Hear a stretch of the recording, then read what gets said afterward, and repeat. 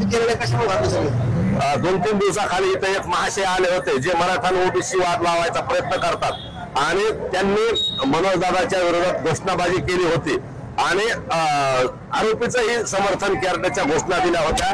त्या दोन्ही गोष्टीमुळे आज बालाघाटावर सगळे आमचे सहकारी बांधव आहेत त्यांनी पाटलांच्या प्रतिमेला दुग्धाभिषेक करायचं ठरवलं आणि आम्हाला बोलवलं। धनुभाऊ आम्ही सगळे आलो त्या सगळ्यांच्या बोलवल्यानंतर आणि आमचा उद्देश यातून एक होता की मनोजदादांच्या बाबतीत तुम्ही किती खालच्या पातळीला बोला, आम्ही त्यांना दुग्धाभिषेकाने पवित्र करू आणि मनोजदादा हे पवित्रच आहेत। आमचा लढा आरक्षणाचा आहे, आमचा लढा लोकशाहीतला सरकार सोबत आहे, सर्वपक्षीय राज्य सरकारच्या सोबत आहे। आमचा लढा ओबीसी सोबत नाही, आमचा लढा इथल्या कुठल्या नेत्याविरोधात नाही। पण जाणून बुजून मराठा ओबीसी वाद लावायसाठी काही बाहेरून आलेले पार्सल जिल्ह्यात येऊन वाद निर्माण करतायत आणि अश्लील कमरेखालची भाषा बोलतायत, चुकीच्या पद्धतीने बोलतायत।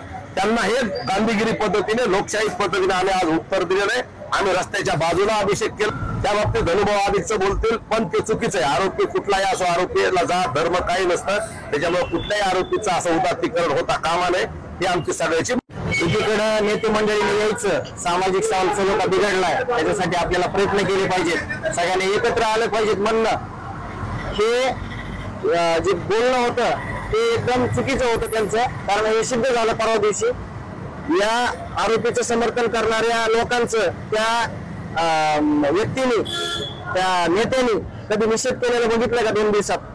जर त्यांना सामाजिक सलोखा तयार करायचा आहे तर पहिले त्या लोकांचा निषेध त्यांनी केला असता, त्या लोकांना समज दिली असती। परंतु फक्त हे सगळं खोट आहे, सगळं कटपुतलीचा खेळ यांनी लावलेला आहे आणि जे देशमुख कुटुंबियावर अन्याय झालेला आहे त्याच्यामध्ये अन्यायच आहे आणि त्याचं समर्थन जर कोणी करत असेल तर त्याला नीती ही मान्य करणार नाही आणि नीतीचे फळ येणाऱ्या काळात ते भोगल्याशिवाय राहणार नाही। अशा पद्धतीने निषेध करणार या संदर्भात तुम्ही काही तक्रार वगैरे करणार आहात त्या लोकांविरोधात? नाही, एसपी साहेबांना मी लिगली फोन केला होता, या व्यक्तीविरुद्ध मला काही तक्रार करता येईल का? तर नक्कीच साहेबांनी मला जे सूचना दिलेल्या आहेत त्याप्रमाणे आमचे मसाजोग गावकरी हे कालच निघाले होते तिकडे बालाघाटावर, परंतु आपण कुठेही कायदा आणि सुव्यवस्था त्याचा प्रश्न निर्माण होईल असं वागण्याचा कधी प्रयत्न करत नाही, कुठलाच मराठी सेवक करत नाही किंवा आदरणीय मनोजदादा एवढे लाखाचे मोर्चे झाले, बैठका झाल्या, सभा झाल्या, कुठेही चुकीचं काही गैरकृत्य घडू दिलं नाही आणि घडणार देखील नाही। तसंच मसाजोगकरांना पण आम्ही चर्चा केली की असं काही करायचं नाही, आपल्याला जे मार्गदर्शन भेटेल एसपी ऑफिसवरून किंवा पोलीस यंत्रणेकडून ते आपण कुठेही कायदा हातात न घेता जे काही प्रोसिजर आहे ते प्रोसिजर करू आणि त्या व्यक्तीला नक्कीच शिक्षा भेटेल अशी आम्हाला अपेक्षा आणि ती भेटणारच आहे, असं आम्ही कारवाई करणार आहोत।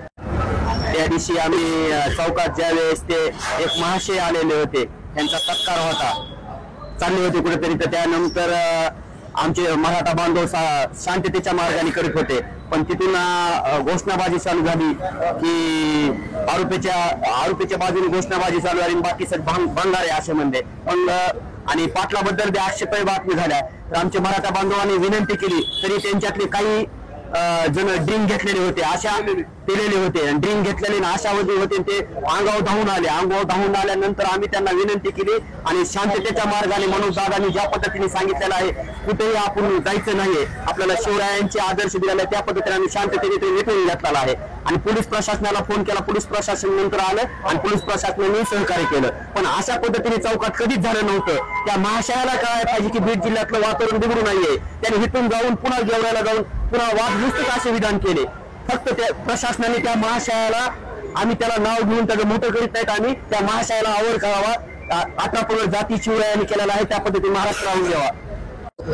आम्हाला इथं खरंच वाईट वाटतं बालाघाटावर लोकांना की आजपर्यंत कुठल्याही जातीवाद ह्या चौकात झाला नाही आणि आम्ही होऊ दिला नाही, पण काल कशामुळे का म्हणून माहित नाही, विनाकारण त्यांनी बीड जिल्हा वाल्मिकी कराडचा बालेकिल्ला ह्या घोषणा दिल्या। मला एक असं वाटतंय की ही वृत्ती कोणची, एकदम थर्ड क्लास वृत्ती, या गुन्हेगारावर गुन्हा दाखल आहे, तो जेलमध्ये अटक आहे आणि त्याच्या नावाने तुम्ही घोषणा देतायत, एखाद्या माणसाला मारून एखाद्या माणसाच्या जर घोषणा देत असतात ती वृत्ती, समाजाची वृत्ती किती ढासळली त्या समाजाची याच्यावर लक्ष देतोय। म्हणून या चौकामध्ये असे काही आक्षेपार्ह गोष्टी झाल्या, त्यामुळे आम्ही हा चौक विटमितच झाला असं समजून आज जरांगे पाटलांना दुग्धाभिषेक घालून या चौकाचं पवित्र चौक करण्याचं काम केलं। इथून पुढे आमच्या मनात जात नाही, पात नाही, धर्म नाही, आम्ही सगळ्या जातीला मोठा भाऊ म्हणून सोबत घेऊन जाणारी जात आहे मराठा आहे। आम्ही कुठल्या जातीपंथाच्या विरोधात नाही, धर्माच्या नाहीत, समोरच्यांनी ही गोष्ट विसरू नये याच्यासाठी हा आमचा दुग्धाभिषेकाचा कार्यक्रम होता आणि मराठा समाज इथं जमला। घोषणाबाजीच्या बाबतीत बोलतो मी, तुम्हाला सांगतो इथून आज झालं, आज आम्ही शांततेत अभिषेक केलाय, पण इथून पुढे जर असं काही करते आमच्या बालाघाटावर झालं तर त्यांनी एक पाऊल टाकलं तर आम्ही 4 पाऊल पुढे टाकायला सध्याला आम्ही खंबीर आहे. त्या गोष्टीत आम्ही मागे सरकारणार नाही आणि आम्हाला त्या वाटेने जायचं नाही, पण नाविलाज जर आला तर आम्ही ह्याचा शेवट काढायला सुद्धा तयार आहे.